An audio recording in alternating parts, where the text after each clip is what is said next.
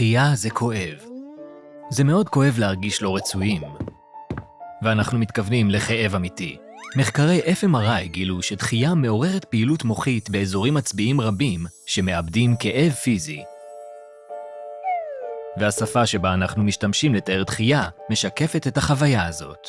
חוקרים תיעדו הרבה שפות שמקשרות דחייה לפגיעה, באמצעות מונחים כמו מרוסק או לב שבור. אז למה דחייה מעוררת תגובה כל כך חזקה? והאם יש דרך להתמודד עם הכאב הייחודי הזה? לעתים קרובות, פסיכולוגים מתארים דחייה כמצב שבו אנחנו מרגישים שאחרים לא מעוניינים בקשר חברתי איתנו. זה יכול לקרות כשבן זוג או בת זוג נפרדים מאיתנו, כשלא כוללים אותנו בקבוצה או כשמפלים אותנו. עם זאת, כדאי לציין שלדחייה בין אישית מסוג זה, יש מרכיב חברתי שמבדיל אותה מאי קבלה לעבודה. בחוויות האלה אנחנו מרגישים שהצד שדחה אותנו לא מעריך את הקשר איתנו. ולמרות שהכאב מהדחייה לרוב גדול יותר ככל שהקשר חשוב לנו יותר, אפילו דחייה מאנשים זרים יכולה לפגוע ברגשות שלנו. אולי זו תגובה מוגזמת, אבל בדיוק כמו שכאב גופני מזהיר אותנו מפני איומים על המצב הפיזי שלנו, רגשות פגועים מזהירים אותנו מפני מה שנתפס כאיום על המצב החברתי שלנו. יש פסיכולוגים התנהגותיים שטוענים שמערכת ההתראה הזו התפתחה כשאבותינו הפרה-היסטוריים חיו בשבטים קטנים והיו תלויים בכל מי שהכירו כדי לשרוד. בני האדם כנראה התפתחו כך שדחייה מכל אדם נתפסת כאיום אפשרי על הביטחון. אי אפשר להוכיח תיאוריה אבולוציונית כזו, אבל בכל מקרה, מערכת ההתראה הזו לא מסבירה איך לאבד חוויה רגשית עוצמתית כזאת. בפעם הבאה שתרגישו דחויים, נסו לשאול את עצמכם את השאלות הבאות. הנקודה הראשונה שכדאי לשקול היא הקשר שלכם עם האדם שדחה אתכם. האם מדובר על מישהו שמכיר אתכם היטב והדעה שלו חשובה לכם, או שזה סתם מכר רחוק?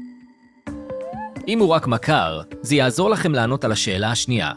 האם הדחייה הזו באמת חשובה? זה יכול להעליב כשאדם זר לא צוחק מהבדיחה שלכם, אבל זה לא הגיוני להגיב בחוזקה לדחייה שבקושי משפיעה על החיים שלכם. כמובן שלא קל להתעלם מדחייה, גם אם היא קטנה. הסיבה לכך קשורה לדרך שבה אנחנו רואים את עצמנו. אנחנו מרגישים בטוחים יותר במצבים מסוימים מאשר באחרים, ואנשים נוטים להיות רגישים במיוחד לדחייה במצבים שבהם הביטחון העצמי שלהם נמוך. עד כדי כך שהם גם נוטים לפרש בצורה שגויה תגובות ניטרליות של אחרים כדחייה. זו הסיבה שכדאי לחשוב על האופן שבו אתם רואים את עצמכם, וגם לשאול את עצמכם האם האדם השני באמת דוחה אתכם. זאת אולי נשמעת כמו שאלה מוזרה, אבל ייתכן שתגלו שלמרות שהאדם השני לא יתייחס אליכם כמו שהייתם רוצים, הוא עדיין מעריך את הקשר שלכם. במקרים מסוימים, כדאי גם לשקול אם הציפיות שלכם היו מוגזמות. למרבה הצער, אפילו אחרי שתשאלו את השאלות האלה, אתם עדיין עלולים להגיע למסקנה שהאדם קרוב אליכם לא מעריך את הקשר איתכם כמוכם. זאת תובנה כואבת. אבל כדאי לזכור שני דברים. ראשית, הדחייה הזו לא קשורה רק אליכם. הצד השני רוצה משהו אחר מהקשר שלכם. מה שהוא רוצה יכול להיות לא סביר, לא הוגן, או פשוט לא משהו שאתם יכולים לתת.